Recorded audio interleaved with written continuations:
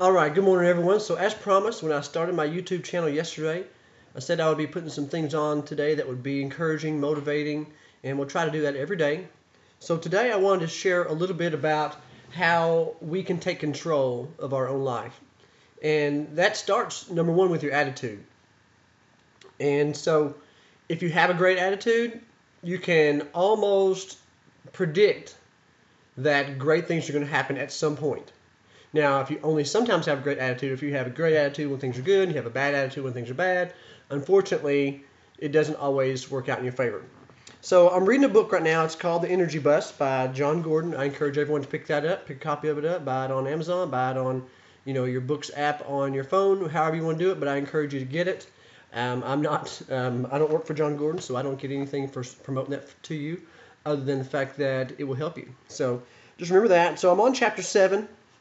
And the reason I wanted to start with, telling you about chapter 7 is because it starts, there's like I said, there's some rules that it talks about. So it's called the Energy Bus. So I wanted to read a little excerpt from this book. Now, please keep in mind that I don't really have a lot of big words or lots of eloquent language and vocabulary to use. I pretty much, I like to keep it simple.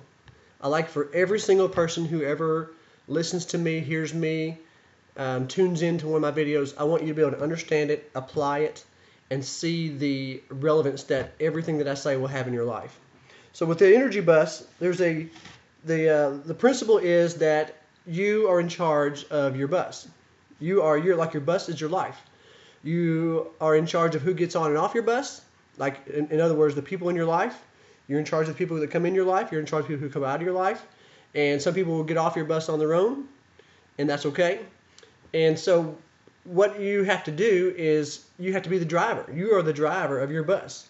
And so let me read what it says. It says, always remember that you are the driver of your bus. It's the most important of the rules because if you don't take responsibility for your life and control of your bus, then you can't take it where you want to go. If you're not the driver, then you'll always be at the whim of everyone else's travel plans. So, do you want someone else to control your life? Now, I have to tread lightly when I say that because some of us, and I've been in your shoes if you are like this. Some of you do. You want somebody to take sometimes we get our life so out of control that we want someone else to control our life. We're like, if someone else can do this for me, that'd be fine. So, but anyway, that's not the lesson. The lesson is for you to get to a place where you are in complete control of your life and your dreams and your decisions and your goals and your outcomes. That's how you have, what we call an abundant life or an unlimited lifestyle, the lifestyle that you want to have. By taking control, having a clear vision and clear direction about your life, and not letting these little distractions or bumps in the road or hard times, whatever they are, not letting those direct your bus. You direct your bus the way you want to go. Now, again, your bus is your life. So think about that as you go throughout your day and how the attitude that you have when you think about everything that's going on in your life. See, I don't know what's going on in your life. I can sit here and tell you what's going on in my life. I can tell you that I have cystic fibrosis. I can tell you that I have this PICC line in my arm that's got me out of work for 2 or 3 weeks, and I can tell you, all this stuff, the challenges that I have, but and I can tell you the way that I handle it, and I handle it with a great attitude. Now, I wasn't born with that great attitude. Things that we all have challenges. I want to be real careful when I talk to you about challenges because when I tell you about my challenges, please know that I understand that regardless of how great my challenges have been, regardless of what I've overcome, regardless of what I've had to face in life, I understand that what you're facing is different than what I'm facing. What you're facing may be way worse than what I've ever faced to you. And we're all like that. And you hear somebody else's story and you're like, some people you'll hear somebody's story and you'll be so inspired and that you can go and you can do these and overcome these things. And some of you hear these stories and you're like, there is nothing there. You'll think, well, he's not been through anything compared to what I've been through. So you want to kind of, I want to be careful not to share in a way that makes you think that I am trying to say that my life has been worse than yours, because I know one of the things that you need to know and I need to know is that no matter how bad your life has been, no matter how many challenges you've faced, no matter how many trials you've been through, no matter what kind of hand you were dealt in life, always know that there's always someone, and lots of someones who've been through worse. Always. So we have to look at each other as individuals, and each of us have our own challenges and own demons that we fight every single day. And we can't look at each of those as better or worse because we're all different people. We all handle things differently. What I've come to realize is that God, He said in the scriptures, He said that I will never put anything on you that you cannot handle. So when you think about bad things that happen in your life, it may not be that what you're doing is worse or better than what somebody else is, or what you've been through is worse or better. It may be that God knew you could handle something a little bit differently than another person. It may be that, maybe God knew that I couldn't handle certain things that other people could handle. And maybe He knew that I could handle things that other people couldn't handle.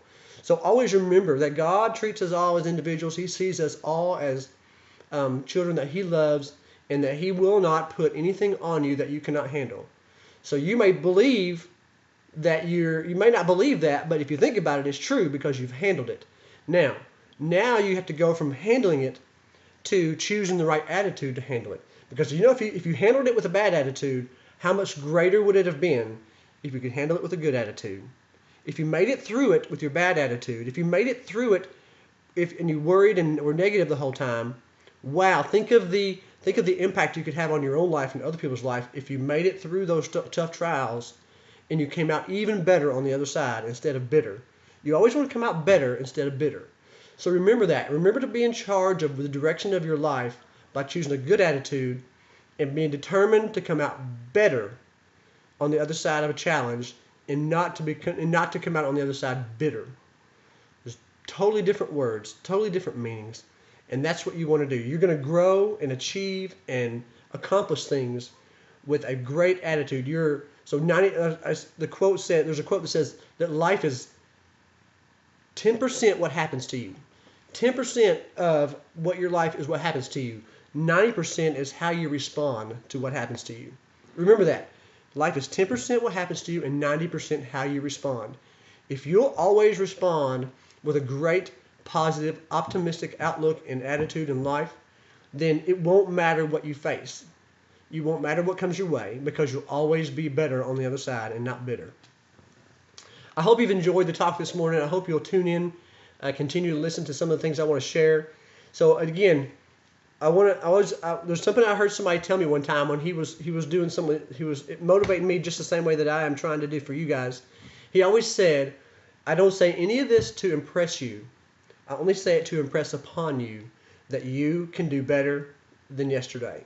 That no matter what you're going through, you have the ability. You have it within you to do way better than what you've done in the past." So I hope that you can apply that.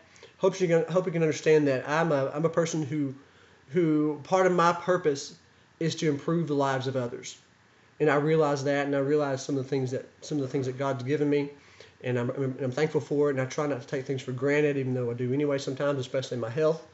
And so, we're going to talk more about different topics real soon. You'll hear me if you're someone who listens to my videos a lot and you have a child.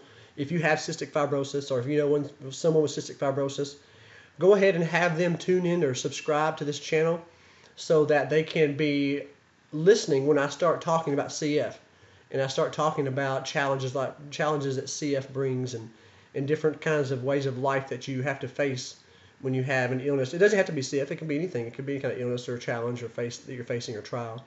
So anyway, I'm going to try to keep all these videos under 10 minutes. I know for some people 10 minutes is a long time. But you'll enjoy it if you'll just if you'll listen with a positive attitude, no matter what you're going through.